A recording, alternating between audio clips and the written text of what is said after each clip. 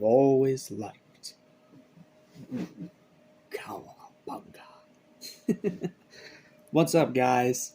Welcome back to Animation Station, which is for anything and everything animation. Yes, I know that we're supposed to be talking about Attack on Titan, but I had to talk about this. This is a show that I have been excited for since the day it was announced, because it's literally the continuation of Mutant Mayhem, which, for those of you who don't know, is my favorite movie of 2023. So that's definitely very, very exciting. So, with all that done and out of the way, I thought we could take a break from slaying titans and return to some familiar territory, because if you guys don't remember, I believe it was August of this August of last year, that we did a Cowabunga Cavalcade, where we reviewed a ton of the older TMNT stuff, leading all the way up to Mutant Mayhem, including a bonus review of Batman vs. TMNT. So, needless to say, I'm a huge Turtles fan, so I was going to watch this off of that alone. No, but the premises of it being a continuation of one of my favorite Ninja Turtle movies, yeah, you had me on board from day one. And I'm happy to say this show is great. But it's not better than Has Been, it's not better than Kid Crusader, and it's not better than X-Men 97.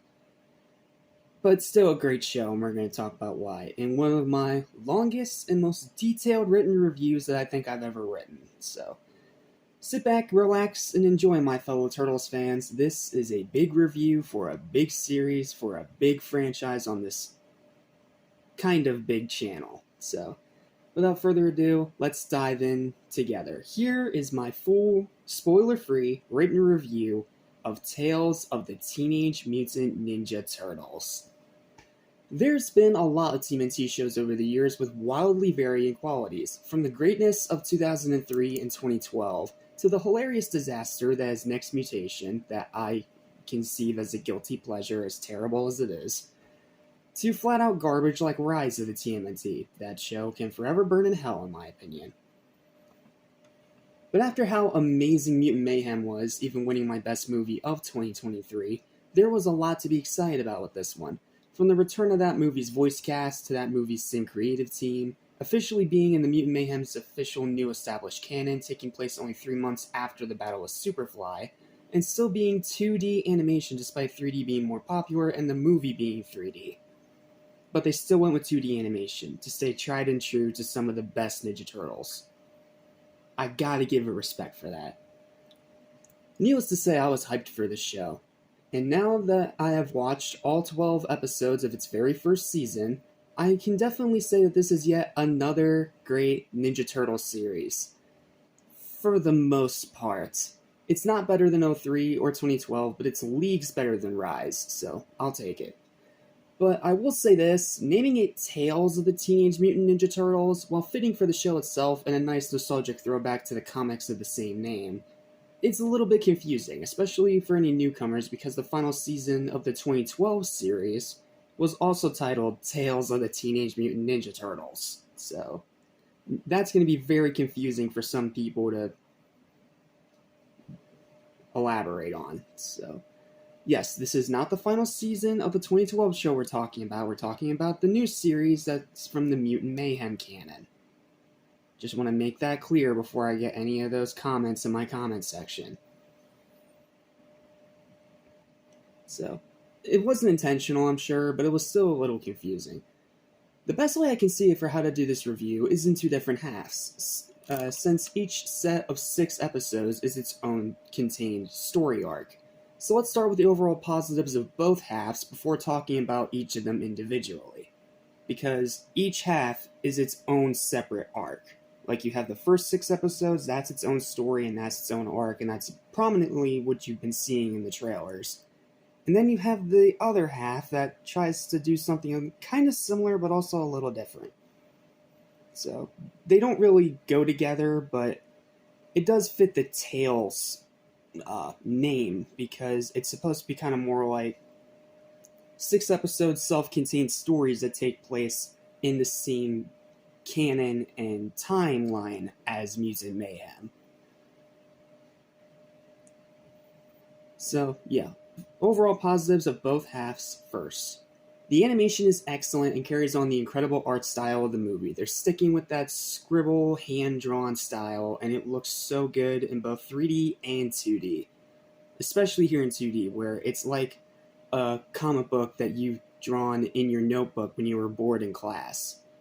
It has that vibe. The movie had that vibe with its 3D animation, taking that same style, and they doubled down on it here with the 2D animation. It looks excellent. The voice cast is still fantastic in all of their roles. Especially, I'm going to praise him again because I'm going to keep praising this guy for as long as he voices this character. Nicolas Cantu, who continues to be an amazing voice for Leonardo. Like, he surprised me in Mutant Mayhem how great he was as the character. And here, especially in the very first episode of the series, which is his side story part of the first arc, he really proves himself to be an amazing voice for this character. Seriously, Nick is such a good voice for Leonardo, and that was great casting on their parts. But that's not to discredit any of the other ones. Shimon Brown Jr., still great as Michelangelo. Micah Abbey, we'll talk a little bit more about him later, but he's still great as Donatello. And Brady Noon, still great as Raphael. But unfortunately, no Jackie Chan. I mean, it kind of makes sense why he's a big name movie actor, not much of a show actor. But huge shame because he did such an amazing job as Splinter. But it's okay. What else is there? The character development is stellar with the Turtles themselves being separated from each other for the majority of the series. Like, in both different story arcs of this first season of Tales of the TMNT, they spend most of the time apart on their own separate side stories. So it actually gives a lot of room for some wonderful character development. Like Leo in the first episode, yes, he gets paired with April, but it still feels like his episode. Like, it still feels like his story. And then you have Raphael, he has his own story. Michelangelo, he has his own story. And probably the funniest of the four stories. And even Donnie gets his own story, and it's a really good story too. And all of it is building around this new villain, Cynthia Utrom. Not Cynthia Utrom, sorry. Wrong show. Bishop. Like, it's all so well done. Like, I know it doesn't seem like that on the surface, but once you really dig deep into it, it is very well done, and it is incredibly impressive what they were able to pull off. So, yeah, great character development, especially for the Turtles. The writing is razor sharp, just like the movie. The action, while not quite as spectacular as it was in the movie, is still outstanding. It's not as spectacular as it was in the actual movie, because in Mutant Mayhem, they had that 3D, 2D hybrid fusion animation that allowed them to do a little bit more and being a bit more dynamic. Whereas with Tails, since it's 2D animation, they can't go as wild and crazy with it, but they still have some great fight scenes all throughout this show, especially the final battle that concludes the first arc. Very good stuff, and shout out to the animation team for doing such a good job. Where else were we? Still outstanding, yes. Some of the jokes can be pretty funny. Donnie calling himself a nerdlinger in episode 2 had me on the floor. Nerdlinger. I didn't even know that was a word that people could say, but I kind of love that it's a thing that exists.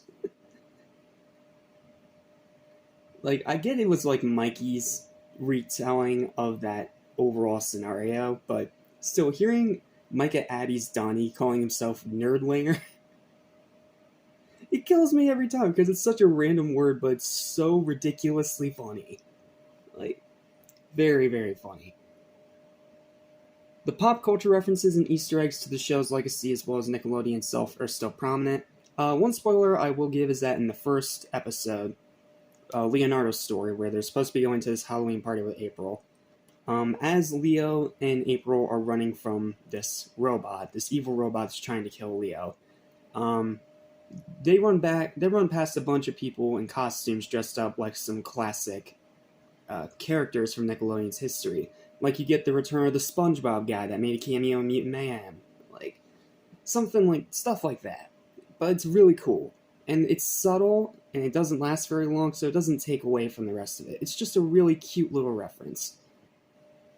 So, very, very well done there. The tone is perfect, balancing the silliness of the 80s show with the darker aspects of the 03 series and the original Mirage comics. Yes, it is still more lighthearted than those latter two, but it still has its pretty dark moments. I can't go into detail about it because those are spoilers, but trust me, it goes dark at times, and very effectively dark at that. So, amazing job there. The runtime of only about 25 minutes per episode doesn't overstay its welcome. I do think that about half hour per episode is both A, the usual length of any Turtles episode, and B, it doesn't overstay its welcome. It feels like the perfect sweet spot for wrapping up what is in the self-contained episode while also leaving a cliffhanger that leads into the next episode. Like, really, really cool. And the music is phenomenal. The music in this show is fantastic. It fits pretty much every single scene perfectly. Though I'm not gonna lie, I'm pretty disappointed that there's no vocal theme. Yeah, you know how usually there's a big thing with all the Ninja Turtles theme songs and how they all have a vocal theme? Like the 03 show, the 80s show, Next Mutation, 2012, Rise. Like, they all had a vocal theme. Heck, they even had like 3 different vocal themes for 03 because there was one for the first 4 seasons, there was one for Fast Forward, and there was one for Back to the Sewer. So not having a vocal theme in here, it does suck a fair bit, but at the same time I kind of get why they didn't do that, because it would just probably be the same thing over again like Rise did. But the theme song itself is still good. I just wish that it was like a vocal theme like the other ones. That way it actually fit more in line with the rest of these shows. That's just a personal preference thing. It's not an outright negative, it's just something that disappointed me a little bit. Okay, now to go into depth about the positives of the first half, the first 6 episodes of the series, that apparently some people got to watch early. Bishop is a great villain. I absolutely loved her story, and yes, it's a story we've seen before, but it's done in a really well done way that actually makes her sympathetic. Take notes, Disney. This is how you do a sympathetic villain correctly. The new characters are all a lot of fun. Like, all the new characters in these first 6 episodes are actually really cool. They even get to throw in a special legacy Ninja Turtles character in there that wasn't in the movie. And that was a really nice treat. I'm not going to say who it is, but once you see him, it'll bring a smile to your face if you're a huge Turtles fan. The Mechazoids are really cool. Like, I love the design of the Mechazoids. Like, it's so simple, but at the same time, it's so effective. It kind of reminds me a lot of those Emmy robots from Metroid Dread. The way that their design is simple, but they still manage to be freaking terrifying. Like, really cool design for the foot soldiers of the arc. The final battle in episode 6 is awesome. I wish I could go in depth about why, but I can't because it's spoilers, but trust me, it is awesome, and it is a very satisfying conclusion to this first arc. All 4 of the Turtles have a ton of great character moments. Like, all of them. All 4 of them get their time to shine, and all 4 of them do not waste their time. They do an amazing job and have some great moments for their characters, and that push their characters forward. It's really good character development. Rod and Pete are just the best. Rod and Pete. These two are 2 of the comic reliefs of the show alongside Michelangelo. And they are hilarious. Rod especially. I was not expecting to like him because he had like all that modern kid lingo. But it was actually surprisingly funny. And the way that they actually use that modern style lingo in different scenes is actually funny. Like, it's not cringe. That's hard to do. Rewatchability is very high. I'm going to be watching these first 6 episodes a lot because it was such a great self-contained story arc. And the jokes are ridiculously funny. Like, I don't think it's as funny as Mutant Mayhem itself was, but it's a very close second. The first arc of this season is very funny, especially episode 2. Not only because of the Nerdlinger joke, but also because of some of the other gags, especially lines with Rod and Pete and how just all that comes together. Like, it's just funny. It is such a funny show in its first half. Also, a little small detail that I noticed while watching all these episodes. I love that all the turtles themselves voice the recaps of every episode, making them feel unique. Like, you have the first episode, it's Leo's story. Leo gets through his story. They had the cliffhanger. Then at the start of episode 2, you have the next turtle voicing a recap. In this case, Michelangelo. So you have Michelangelo voicing that recap before going into his episode. Like, it does this, it's really clever when you really think about it, because usually with like recaps or something, it's either like little voice clips here and there, like DBZ Kai, or it's just a usual narrator. Like, it's rare we actually get to see the characters themselves voice the recaps of the episodes, which really makes this show feel a lot more unique compared to the rest of the Turtle shows that have come in the past. Seriously, really cool detail. I love that they made them recap every single episode. Then, as for the positives of the second half, there's more great character moments with all 4 of the Turtles. There's some more great action scenes, especially one scene in particular. It takes place in a... I forget what it's called. It's not a gas station. It's a grocery store. That's what it is. The little, small town grocery stores. There's a scene in there. There's a fight scene in there. I'm not going to say what episode it is, but when you see it, it is amazing. That is the best fight of the arc. And some really cool new designs for the villains. Also, Raph gets to voice over Splinter. That way we don't have to hear Vermin the whole time. And it is ridiculously hilarious seeing him try to voice Splinter with this deep, dark, serious Batman voice. It cracked me up. It was so funny. That being said, though, this show's not perfect because both halves do have some of their own issues. So let's dive into those now. Cons of the first half. Splinter speaking in Vermin while having a story purpose is disappointing. Like I said, it would have been nice if they got Jackie Chan back, but I also kind of understand why they didn't, though, so I can't be mad about it, but huge bummer. Some jokes are hit and miss. Not every joke hits. Like, a lot of the jokes in episode 1 weren't all that funny, but most of it's really funny. So it's like every now and then you have a joke that just doesn't land, which happens in a show that's very comedic in its writing. And the constant replaying of the same scene in the beginning of the first 5 episodes can get a little bit tiring. Yeah, that's something I need to talk about. There's a scene in episode 1 that the other episodes keep cutting back to, where they're all promising Splinter that they're going to be fine, nothing's going to happen to them, and that as long as they're together, there's nothing that they can't defeat. But it keeps coming back to this same scene in all these episodes. Not all the episodes, though, because in episode 5, that's when it starts to actually do something different. But those first 4 episodes all recap that same scene right at the beginning of the episode. Like, in between the actual recap of the previous episode and the current episode you're watching, they recap that scene over and over and over again.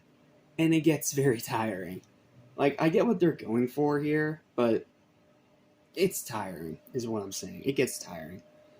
Also, a weird minor thing, and it's not really a negative, but this is something I think needs to be addressed. Donnie's voice does change a little bit between episodes 4 and 5, because Micah Abbey is going through puberty, and his voice begins to deepen a little bit.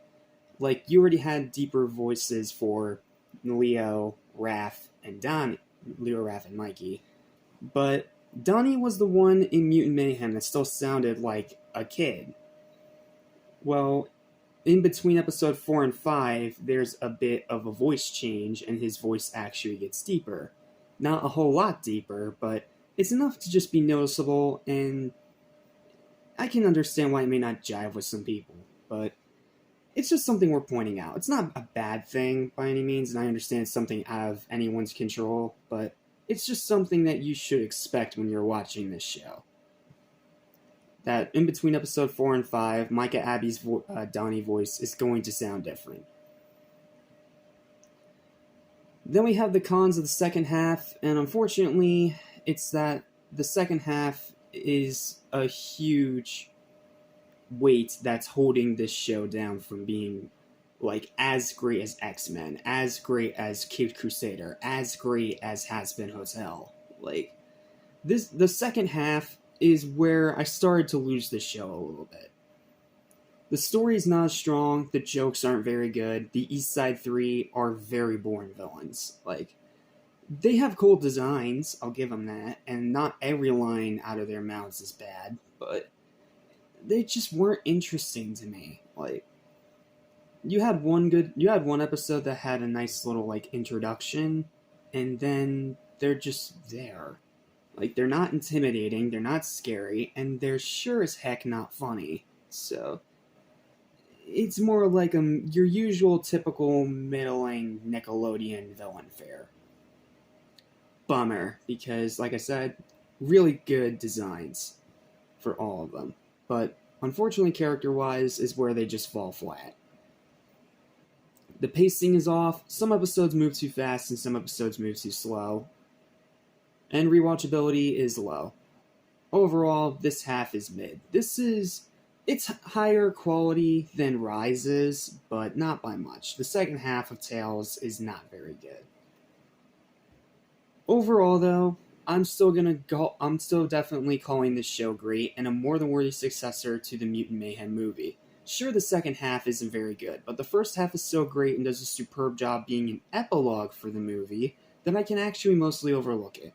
Action-packed, fun, dark-ish, referential, self-aware, well-written, spectacularly animated, and amazingly voice-acted, Tales of the Teenage Mutant Ninja Turtles is another fantastic chapter in the 40-year-long legacy of these iconic heroes in a half-shell, and is more than worth watching for Turtles fanatics, especially if you're like me and you were a huge fan of Mutant Mayhem. It's not perfect, and it's definitely bolstered a lot by its first half, but it is still, in my opinion, a damn good time. So, with all that said, let's go ahead and get to the final verdict for this show. Like I said, it's not better than X-Men 97, it's not better than Batman Caped Crusader, and it's not better than Has-Been Hotel. But what it is a great Ninja Turtles show that washes the bad taste of Rise out of my mouth, and does a great job continuing where Mutant Mayhem left off.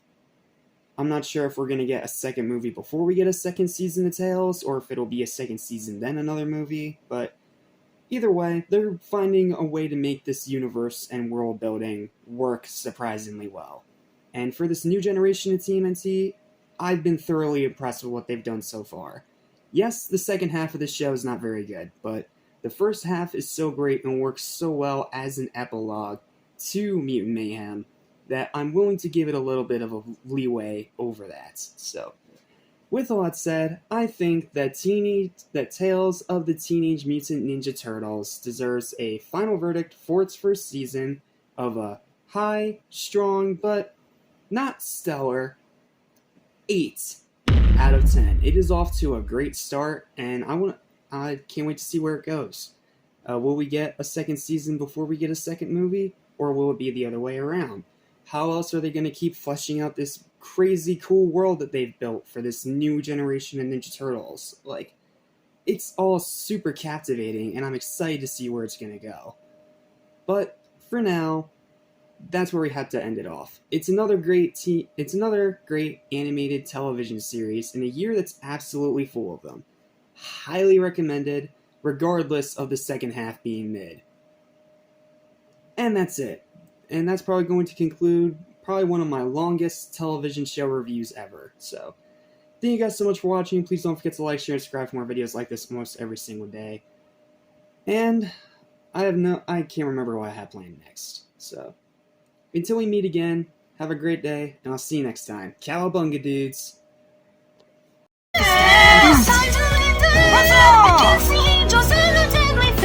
We cannot take it